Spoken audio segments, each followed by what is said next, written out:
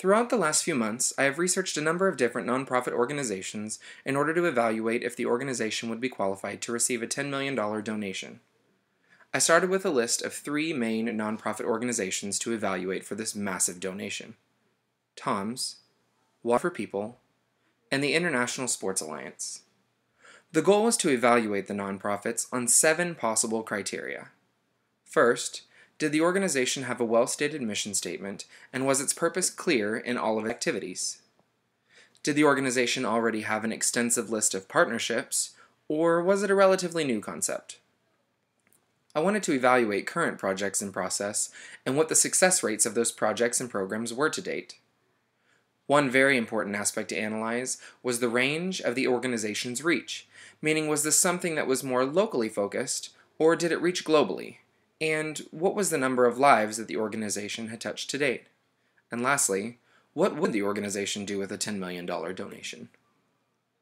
After doing some initial research, I found that TOMS, a very popular shoe company with an amazing and noble purpose, was actually a for-profit organization, and I had to switch that option out for another organization instead. I also narrowed the list of my criteria for my decision down to 3 main points. First, did the organization have a well-stated mission statement? Second, what was the number of total lives to date that they had touched? And third, what exactly was their global range of outreach? I felt that since each of the nonprofits had a very different goal and purpose, it made the most sense that a decision of this magnitude should also be based on the overall lives touched and the global outreach of their program or programs. Otherwise, I would be comparing an apple to an orange to a banana. When delivering our second update of this project, I was leaning towards the Wounded Warriors Project, because not only did it have a wonderful purpose in honoring and empowering wounded soldiers, it touched the lives of many friends and family members of those warriors. This is where the research into each nonprofit got a bit deeper, and I came to a better understanding of who they were, what they were doing, how they were doing it, and why they were doing it. By using the strategy diagnostic tool provided, I was able to gain a better understanding of just what each of the nonprofits would do with my $10 million donation. I started with the Wounded Warriors Project because that was where I was leaning at the time. What stood out most to me in my findings was that there are a number of different programs that the Wounded Warriors Project offers in order to help injured soldiers and their families to get back on their feet and to get the help, both financial, physical, and mental, that they need. There's also been tremendous growth in their membership base over the last 5 years, from 12,000 members in 2011 to 92,500 members in 2015, including family members.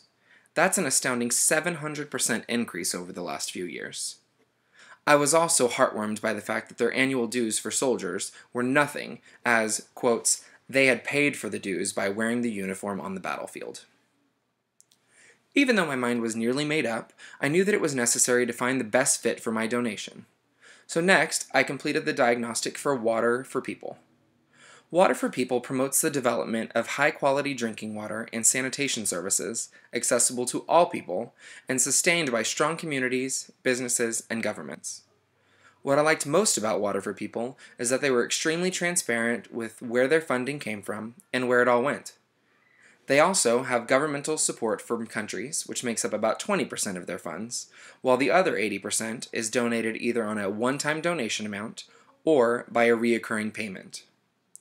Their board of directors is made up of 8 men and 8 women that all come from various business and cultural backgrounds, which leads to a more diverse group of opinions and typically leads to overall decision-making. Water for People also had the largest and most impressive global outreach and number of lives touched of the 3 different nonprofits up for consideration, with 4 million people who have been helped in 9 different countries worldwide. Last, but certainly not least, was the International Sports Alliance. The ISA's main purpose is to use the power of sports for development. They help to develop youth sports programs around the world to help the children shape their own future, have strength in their own confidence, and become active citizens that are committed to helping build up their communities. What I found most impressive about the ISA is that with a very limited amount of funds, they've made a significant impact in creating different organizations around the world and helping to coach and mentor people into coaches and sports leaders who can then help inspire and empower young people. With a budget of only €1.5 million, which equates to about $1.67 million in US, They've been able to help create 200 grassroots organizations, coach 600 managers and staff members, train over 1,000 coaches and sports leaders, and help empower 75,000 young people in 9 different countries. In order to come to a decision, I had to sit down and understand the utilitarian principle of what I ought to do. I would have to understand what my donation would do for each of the 3 nonprofits and what type of influence I could possibly have by working with the company. After evaluating the 3 main criteria and conducting the strategy diagnostics, I came to the conclusion that a $10 million donation would make the most difference in the world if it were donated to Water for People. Not only do they have tremendous impact on the largest number of lives around the world, but a donation of that size nearly doubles the budget that they are currently working with.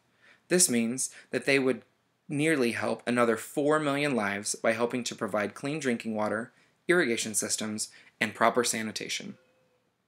One of the most important aspects of my decision came from the diversity of their board.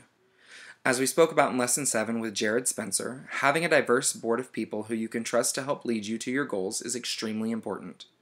By having such a diverse background of business and personal ideals from a group that helps decide what the organization should do with the money, I believe leads to better and more thought out decisions in the long run. Thank you.